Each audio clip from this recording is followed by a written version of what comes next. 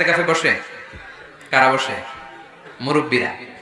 তাও অনেক জায়গায় মুরব্বীও খুঁজে পাওয়া যায় না, তো ওনারে টাকা দিয়ে ভাড়া কিরা এতেকাফে আনতে হয়। নাউজুবিল্লাহ পড়বেন না? এতেকাফের মতো এত বড় গুরুত্বপূর্ণ ইভেন্ট এটা মুরব্বীরা করে, তাও টাকা দিয়ে ভাড়া করে আনতে হয়। আল্লাহু আকবার। মালয়েশিয়াতে সব যুবকরা এতেকাফ করে, মিশরে সব যুবকরা এতেকাফ করে। আরে এতেকাফ মুরব্বীদের ইভেন্ট নয়, এটা তাগড়া জোয়ান যুবক ছেলেদের ইভেন্ট। চিল্লায় বলো ঠিক কিনা?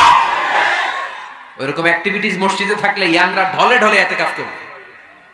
আসতে হবে ইয়াংদেরকে এখানে। মুরব্বীদের মাজায় ব্যথা, কাশি দিলে বুকে ব্যথা, ডায়াবেটিক্স, আলসার, ওনারা কিসের এতেকাফ করবে? এরা তো ঘরে বসে নামাজ যদ্দূর পড়তে পারে, এটাতেই ডবল সব। ঠিক কিনা? এতেকাফ মুরব্বীদের ইবাদত নয়, এতেকাফ যুবকদের ইবাদত। আমরা এই অ্যাক্টিভিটিস মসজিদে দিতে পারি নাই, ফলে যুবকরা আসে না। তিনটা মসজিদে নিয়ত করে যাওয়া যায়। এক নম্বরে মসজিদে হারাম, এক নম্বরে কি?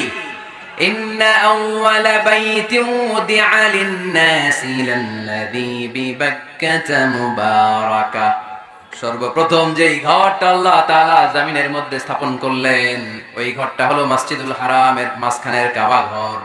এই ঘরটা অবস্থিত যেই শহরের মধ্যে, শহরের নাম বাক্কা, এখনকার নাম মক্কা। সুবহানাল্লাহ পড়েন। মক্কার আগের নাম বাক্কা। কোরআনে বাক্কার কথা আছে, এবং হজ উমরা করতে গেলে দেখবেন যে অনেক হোটেল আছে, হোটেলের নাম ফুন্দুক বাক্কা। ফুন্দুক বাক্কা মানে বাক্কা হোটেল। মক্কার আগের নাম কি? বাক্কা। এখান থেকেই বিষ্ণু ঈসা ইসলাম ইসরা শুরু করেছেন। মেরাজের আগের ভাব নাম ইসরা। এই মসজিদে 1 রাকাত নামাজ পড়লে 1 লক্ষ রাকাতের সওয়াব দেয় কে? সুবহানাল্লাহ করতে পারলেন না? পৃথিবীর আর কোন মসজিদে 1 রাকাত পড়লে 1 লক্ষ রাকাতের সওয়াব হয়? আপনাদের 201 গম্বুজে বললে বাইতুল মুকাররম, পৃথিবীর কোন মসজিদে পড়লে হবে? শুধুমাত্র কেবলমাত্র মসজিদুল হারামে 1 রাকাত সালাত পড়লে 1 লক্ষ রাকাতের সওয়াব আমলনামায় দিবে কে? এজন্য আল্লাহ বলেন, ওখানে যাও, হাইসুমা তুআল্লু ফাওয়াল্লু ওজুহাকুম শাতরা। যেখানে যাইবা, দুনিয়ার যেখানেই থাকো না কেন, কাবা ঘরের দিকে হয়ে নামাজ পড়াকে আবশ্যক করেছে কে? পৃথিবীর যেখানেই যান, কোন দিকে হয়ে নামাজ পড়বেন? কাবা, টু দ্য ডাইরেকশন অফ কিবলা। আপনি অবাক হবেন, অস্ট্রেলিয়ায় একটা শহর আছে সিডনি। এই সিডনি শহরে একটা জঙ্গল আছে, এই জঙ্গলে একটা গাছ আছে, যে গাছটা মানুষের মতো রুকু করে আছে, টু দ্য ডাইরেকশন অফ কিবলা, তাও কিবলামুখী হয়ে। পত্রিকার কাটিং দেখেছেন না আপনারা? অনেক ক্যালেন্ডারেও আছে।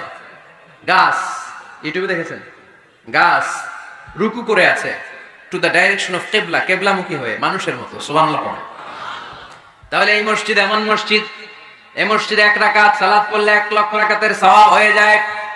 এই মসজিদ এমন মসজিদ, যেই মসজিদের মাঝখানে একটা ঘর আছে, ঘরটার নাম বাইতুল্লাহ। প্রতিনিয়ত এই ঘরের উপর 120টা রহমত নাজিল করে কে?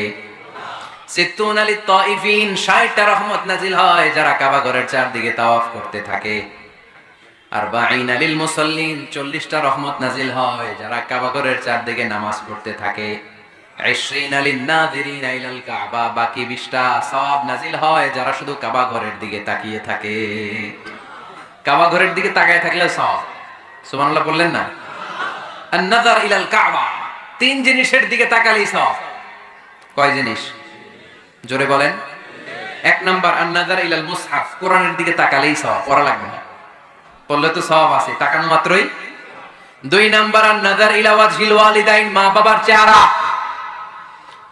মা বাবার খেদমত করলে তো সওয়াব আছেই, টাকা দিলে তো সওয়াব আছেই, কিন্তু মা বাবার চেহারার নজরের দিকে যদি রহমতের নজরে একবার তাকান, একটা কবুল হজ করলে যেই সওয়াব, ওই সওয়াব আমলনামায় দিবে কে?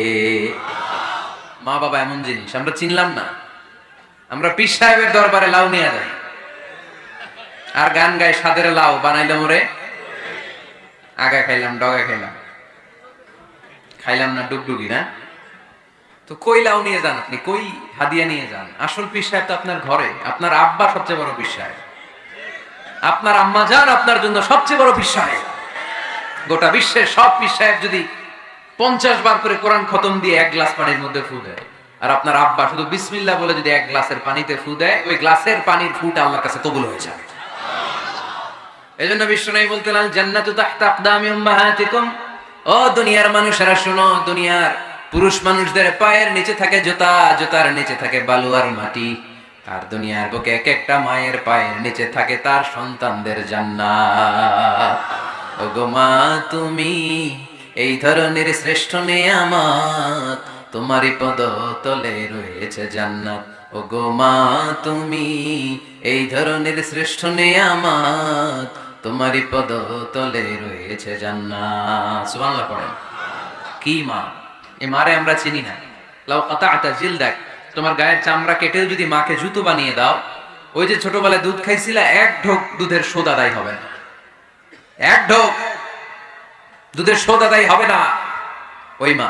তিনবার বললেন আল্লাহ রাসূল এই মায়ের কথা। কয়বার? আল্লাহ হাবিব বললেন মা মা মা, তারপরে মা কয়বার? বাবা কয়বার? তার মানে ইসলাম মাকে দিয়েছে স্বর্ণ পদক, ইসলাম মাকে দিয়েছে রৌপ্য পদক, ইসলাম মাকে দিয়েছে ব্রোঞ্জ পদক, বাবাকে দিয়েছে সান্ত্বনা পুরস্কার। ঠিক কিনা? তিনবার যদি মা হয়, একবার যদি বাবা হয়, তাহলে স্বর্ণ পদক কে? রৌপ্য পদক, ব্রোঞ্জ পদক, সান্ত্বনা পুরস্কার। সুবহানাল্লাহ কইতে বললেন না? ওই মায়ের চেহারার দিকে যদি রহমতের নজরে একবার তাকান, কবুল হজের সওয়াব আছে না নাই? তাহলে এক নাম্বার কোরআনের দিকে নজর করলে সওয়াব, দুই নাম্বার মা বাবার চেহারার দিকে নজর করলে সওয়াব, তিন নাম্বার আল্লাহর কাবা ঘরের গিলাফের দিকে যখন নজর করে তাকাবেন 20টা রহমত নাজিল করবে কে? তাহলে শ্রেষ্ঠ মসজিদ মসজিদে হারাম, শ্রেষ্ঠ মসজিদ। দুই নাম্বার হচ্ছে মসজিদ নববী, নবীর মসজিদ, ওখানে 1 রাকাত পড়লে 1000 রাকাতের সওয়াব। আমার নবী শুয়ে আছে তার পাশে, পাশেই জান্নাতুল বাকিয়া।